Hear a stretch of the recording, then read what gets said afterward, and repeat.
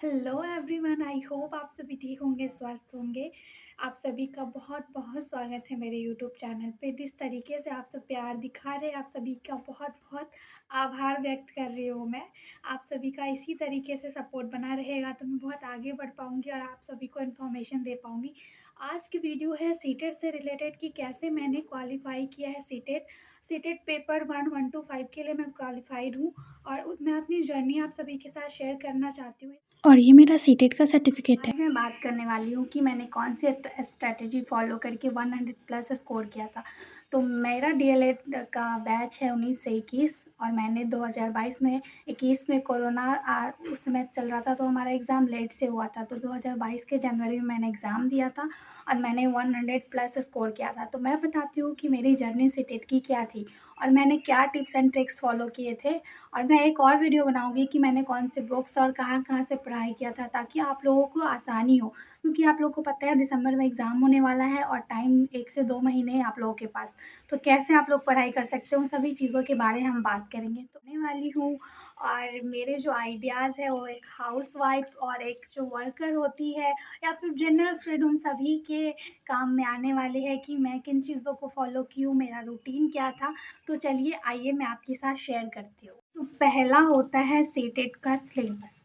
जब तक आप सीटेट का सिलेबस नहीं समझोगे कि कैसे उसको 30-30 मार्क्स करके डिवाइड किया गया है, पूरा टोटल 150 मार्क्स का होता है।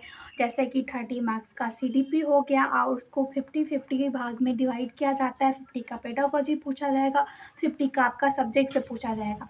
और मस्ट होता है एनसीईआरटी बुक। अगर आप 1 से लेके 8 तक एनसीईआरटी बुक पढ़ लो, सबके बस की बात नहीं है कि वो एनसीईआरटी की लैंग्वेज को समझ ले।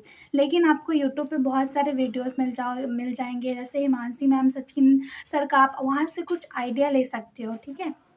और मैं एक वीडियो भी बना दूँगी कि मैंने कौन से सर, कौन से मैम और मैंने खुद का भी नोट्स बनाया था कि कैसे, कहाँ से क्या-क्या पढ़ा था, वो भी मैं बताऊँगी। तो सबसे पहले सिलेबस को आपको समझना है कि कौन-सी चीज़ कहाँ से आती है, नहीं आती है, सिलेबस कितने का है। और सबसे इम्पॉर्टेंट बात, अगर जैसे कि मेरा मैथ वीक है, तो मैथ वीक है तो मैं डिमोटिवेट नहीं हो जाऊँगी कि मैथ की वजह से मेरा सीटेट क्वालीफाई नहीं होगा। मैथ में 30 मार्क्स का आता है जिसमें से 15 का पेडागोजी होता है और 15 का जो कि ईज़ी होता है। लेकिन अगर आप हाउसवाइफ़ हो और अगर आपका मैथ वो भी नहीं हो पा रहा है, तो उसके लिए टेंशन लेने की ज़रूरत नहीं है। वो सिर्फ़ 15 मार्क्स की बात है। आप 150 से 15 हटा दो, फिर भी उतना मार्क्स है ना आपके पास। फिर भी आपके पास 135 है।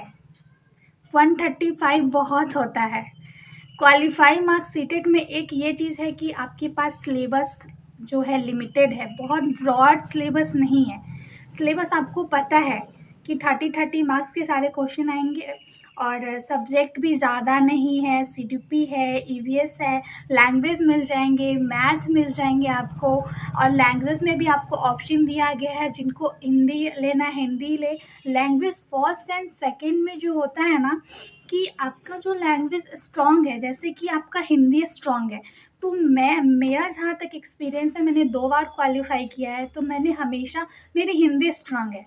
मैं हमेशा लैंग्वेज फ़र्स्ट ही हिंदी ली हूँ क्योंकि उसमें जो क्वेश्चंस आते हैं थोड़े स्ट्रॉन्ग होते हैं। तो जो सब्जेक्ट आपका स्ट्रॉन्ग हो तभी तो आप वो स्ट्रॉन्ग वाले क्वेश्चन सॉल्व कर पाओगे ना।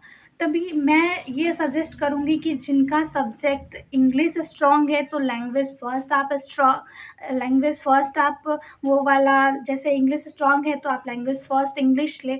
अगर आपका हिंदी स्ट्रॉन्ग है तो लैंग्वेज फ़र्स्ट आप इंग्लिश लें।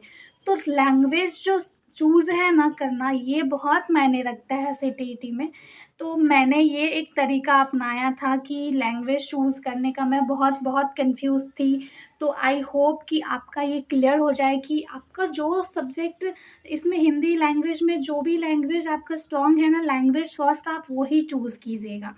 तो ये हो गया। अगर आपको इंग्लिश नहीं आता तो आपको लैंग्वेज पे ये भी ऑप्शन दिया गया है कि आप संस्कृत ले लो, आप बंगला ले लो, उर्दू ले लो, आप नेपाली ले लो, जो भी आपका लैंग्वेज कंफर्टेबल है आप वो रख सकते हो। तो एक ये तरीका हो गया। सिलेबस आपने समझ लिया है। आपका जो स्ट्रॉन्गेस्ट पास्ट पार्ट है। मेरे लैंग्वेज में मत जाइएगा, मैं बोलते-बोलते कभी घबराहट में, अभी आदत नहीं है ना वीडियो बनाने की, तो बोलते-बोलते मेरे वर्ड्स इधर-उधर हो जाते हैं। तो चलिए मैं टॉपिक पे आती हूँ। तो जो आपका स्ट्रॉन्गेस्ट पार्ट है, जैसे कि मेरा सीडीपी था। सीडीपी मुझे बहुत समझ में आता है। बहुत लोगों का होता है कि सीडीपी बहुत मुश्किल भरा है, लेकिन जब आप समझने लगोगे ना सीडीपी किस बारे में है, एक होता है ना कि बच्चे को जन्म से नहीं, जब वो माँ के गर्भ में रहता है ना, तब से उसको समझने से लेके जब तक वो बड़े होते हैं किशोरावस्था तक, बस आप एक बच्चे को एनालाइज कीजिएगा ना कि एक बच्चा कैसे रिएक्ट करता है, एक बच्चा कैसे एक बच्चे की तरह सोचिएगा ना कि जो भी सीडीपी में होता है ना, एक बच्चे की तरफ से सोच के देखिएगा, बच्चे की तरफ से चीज़ों को एनालाइज करके देखिएगा। सीडीपी यही है, यही एक सीडीपी की समझ है। तो सीडीपी मेरा बहुत फेवरेट पार्ट है और सीडीपी पढ़ने में बहुत मज़ा आता है। तो ये एक चीज़ है कि जो भी आपका सब्जेक्ट जो भी स्ट्रॉन्ग है, आप उसको स्ट्रॉन्ग बना लीजिएगा, क्योंकि वो बहुत ज़्यादा नंबर गेन करने में आपको हेल्प करता है। जैसे कि आपका किसी का कोई एक सब्जेक्ट लो है, तो जो सब्जेक्ट स्ट्रॉन्ग है आप उसको और ज़्यादा स्ट्रॉन्ग बना लीजिएगा, ताकि वो नंबर गेन करने में आपको और ज़्यादा हेल्प करेगा। तो ये तरीका है। सीडीपी हो गया, आप ईवीएस पढ़ सकते हो। ईवीएस के लिए आप 1 to 5 के लिए आप एनसीईआरटी बुक पढ़ सकते हो, उसका लैंग्वेज भी ईजी होता है, आप वो पढ़ सकते हो। और सीडीपी हो गया, सीडीपी के लिए आपको यूट्यूब पे हिमांशी मैम या सचिन सर का वीडियो मिल जाएगा, कोई सा भी पढ़ सकते हो दोनों में से। और मैं तो इन दोनों का ही फॉलो की थी, क्योंकि बहुत ज़्यादा मैंने हिमांशी मैम का बहुत पढ़ा था मैंने, और बहुत ज़्यादा मैं कंफ्यूज नहीं करूँगी आप लोगों को। मैंने खुद के नोट्स बनाए थे वीडियोस पढ़ के, मैं आपके साथ अपना नोट्स भी शेयर करूँगी नेक्स्ट वीडियो में। तो मैंने खुद के सीडीपी एंड ईवीएस के नोट्स बनाए थे, और उसको नोट्स को क्या कीजिए, बना के रख मत दीजिए। नोट्स अगर आपने बनाया तो आप उसको डेली रीड कीजिए। सीडीपी और ईवीएस पे अगर आप ध्यान दीजिएगा ना, और आपका लैंग्वेज हिंदी जो होता है और इंग्लिश होता है, या फिर आपने दूसरा लैंग्वेज लिया हो, उसको आप देख लीजिए। लास्ट का एक महीना मैं कहती हूँ कि आप सीडीपी और ईवीएस को दे दीजिए, और मैथ को दे दीजिए आप। मुझे लगता है 10 दिन में, अगर आपका मैथ वीक है, जिनका मैथ स्ट्रॉन्ग है ना, तो वो मैथ को 10 दिन में कर लेंगे। बाकी आप लैंग्वेज कर लीजिए, यही आपका सब्जेक्ट होता है। तो मैंने जो किया था ना, तो मेरी स्ट्रैटेजी यही थी कि मैंने पूरा, मेरा जो स्ट्रॉन्गेस्ट पार्ट था वो था सीडीपी, ईवीएस एंड लैंग्वेज था, क्योंकि मैं मैथ में वीक थी। तो मेरी जो स्ट्रैटेजी थी यही थी कि मैंने पूरे अच्छे से सीडीपी और ईवीएस को अच्छा खासा टाइम दिया था। तो मेरा स्ट्रैटेजी यही था। तो आगे मैं जब स्कूल जाती थी, तो मैं आपको अपना जर्नी शेयर करती हूँ कि मैंने अपने टाइम को कैसे मैनेज किया था। तो मैं जब स्कूल में जाती थी, ऑटो से जाती थी, तो मुझे जब भी टाइम मिलता था, मैं कोई और काम करने की जगह मैं हमेशा वीडियोज़ देखती रहती थी। कभी सीडीपी का वीडियो देख लिया, तो सबसे पहले मैं सारी थ्योरी पढ़ चुकी थी। सारी थ्योरी कंप्लीट करने के बाद उसका क्वेश्चन सबसे ज़्यादा इम्पॉर्टेंट है, कि जो भी आप थ्योरी पढ़ते हैं, उसका क्वेश्चन जब तक आप नहीं करोगे, आपको वो थ्योरी समझ में नहीं आएगी। और ये समझ में नहीं आएगा कि थ्योरी तो आपने पढ़ लिया, लेकिन उससे क्वेश्चन कैसे पूछा जाता है, ये आपको कब तक समझ में आएगा।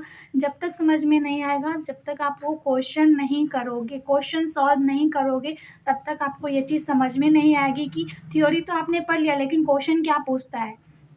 एग्ज़ाम में बैठोगे तो आप अरे हमने पढ़ा तो कुछ और था, लेकिन पूछ तो कुछ और रहा है, यही वाली सीन आ जाती है। तो आप जब भी थ्योरी पढ़ो, उसके रिलेटेड आप क्वेश्चन सर्च करोगे, आपको बहुत सारे क्वेश्चन मिल जाएंगे। तो आप जो भी थ्योरी पढ़ रहे हो, जिस भी चीज़ का थ्योरी पढ़ रहे हो, आप उसका क्वेश्चन ज़रूर सॉल्व कीजिए, ये एक चीज़ हो गई। और फिर एक चीज़, सबसे सबसे मोस्ट इम्पॉर्टेंट चीज़ है कि प्रीवियस ईयर सॉल्व ज़रूर कीजिएगा। जब तक आप प्रीवियस ईयर सॉल्व नहीं करते हैं, तब तक आपको ये समझ में नहीं आएगा कि जो क्वेश्चन पूछ रहा है वो उसका वे क्या है। आजकल क्वेश्चन को बहुत घुमाया जाता है, क्वेश्चन अगर सीधा भी पूछ लिया जाए तो ऑप्शन को बहुत घुमाया जा रहा है। तो उसके वे को समझने के लिए प्रीवियस ईयर सॉल्व करना बहुत ज़रूरी है। और एक और इम्पॉर्टेंट चीज़ ये है, आपको ये सारी चीज़ें कोई नहीं बताएगा, मैं आपको ये बता रही हूँ कि जब तक आप सीटेट का कोई भी चीज़ ना पढ़े ना, प्रीवियस ईयर सॉल्व ना करें, क्योंकि जब आप प्रीवियस ईयर सॉल्व करने लगते हो तो थोड़े बहुत क्वेश्चन अगर आपको आ जाते हैं तो आप ये अपने आप को हल्के में ले लेते हो कि सीटेट तो बहुत हल्का है इसका, अच्छा सिलेबस तो बहुत हल्का है, हम तो बिना पढ़े इसका थ्योरी पढ़े क्वेश्चन तो कर ही जा रहे हैं, हम कर लेंगे। लेकिन जहाँ आपको क्रिटिकल थिंकिंग वाली क्वेश्चन आएगी ना, जहाँ क्वेश्चन घुमाएगा ना, वहाँ पे एग्जाम में आपकी निकल पड़ेगी, जहाँ पे आपको सोचना पड़ जाएगा कि काश हम थियरी पढ़ लेते। बिना थियरी पढ़े आप प्रीवियस ईयर क्वेश्चन ना लगाए, आप क्वेश्चन में फंस जाओगे और वहाँ पे जितनी सारी भी आपकी थोड़ी सारी भी समझ बनी होगी, सारी समझ आपकी धरी की धरी रह जाएगी। तो सबसे मोस्ट इम्पॉर्टेंट थिंग आप ये करिएगा कि सबसे अच्छे से सब थियरी पढ़िएगा, सबकी जो एक समझ है वो बनाइएगा, कॉन्सेप्ट रीडिंग कीजिएगा। जब तक आप कॉन्सेप्ट नहीं पढ़ते हैं तब तक प्रीवियस ईयर क्वेश्चन सॉल्व मत कीजिएगा प्लीज़, वरना आप क्वेश्चन में उलझ जाइएगा। सबकी थियरी पढ़िए, कॉन्सेप्ट समझिए, उसके बाद प्रीवियस ईयर क्वेश्चन सॉल्व कीजिए। जब तक आप प्रीवियस ईयर सॉल्व नहीं करते आपको समझ में नहीं आता कि वे ऑफ क्वेश्चन क्या है, क्वेश्चन क्या पूछ रहा है। तो सबसे इम्पॉर्टेंट चीज़ ये है, आप ज़रूर ध्यान में रखिएगा। मैंने भी सॉल्व किए थे और मैं आपको ये टिप्स एंड ट्रिक्स भी ये भी बताऊंगी नेक्स्ट वीडियो में कि मैंने कैसे अपना नोट्स बनाया था, कहाँ से पढ़ाई किया था, कहाँ से नोट्स बनाया था और कौन से बुक लिया था प्रीवियस ईयर के लिए, ये भी बताऊंगी। तो नेक्स्ट चीज़ के बारे में हम बात कर रहे हैं कि रिवीजन बहुत बहुत ज़्यादा इम्पॉर्टेंट है, कि जो भी चीज़ आप पढ़ते हो उस चीज़ का रिवीजन, जैसे कि हमने पढ़ लिया और उसको छोड़ दिया, एक टाइम पे सीटीपी पढ़ लिया उसको, उसके बाद हम ईवीएस में घुस गए, फिर हम लैंग्वेज पढ़ने लगे। नहीं, अगर आपने सीटीपी पढ़ा है और अगर आज ईवीएस पढ़ना है तो आज सीडीपी भी हम रिवीजन करेंगे, उसके बाद ही हम ईवीएस शुरू करेंगे, नहीं तो हम वो चीज़ भूल जाएंगे। एग्ज़ाम के टाइम में ऐसा ज़रूर होता है, रिवीजन बहुत बहुत ज़रूरी है। और टाइम मैनेजमेंट, जब मैं स्कूल जाती थी तो मेरे पास बिल्कुल टाइम नहीं होता था सीटेट के लिए पढ़ने के लिए, तो मैं कम से कम 4 घंटा सीटेट के लिए पढ़ती थी, जो आपके लिए काफ़ी होता है। 4 घंटे भी आप सीटेट के लिए अच्छे से पढ़ लो तो आप सीटेट क्वालिफाई कर सकते हो। इस तरीके से मैंने अपनी सीटेट के जर्नी को कंप्लीट किया और सीटेट क्वालिफाई किया। आप सब कर सकते हो, आप सबके पास हिम्मत है। और जहाँ तक हो सके मेरे वीडियो को शेयर कीजिएगा, जिन जिन लोगों को ज़रूरत है ये स्ट्रैटेजी फॉलो करने की, उन सबको शेयर कीजिएगा। आई होप कि मेरी वीडियो आप लोगों को इन्फॉर्मेटिव लगी हो।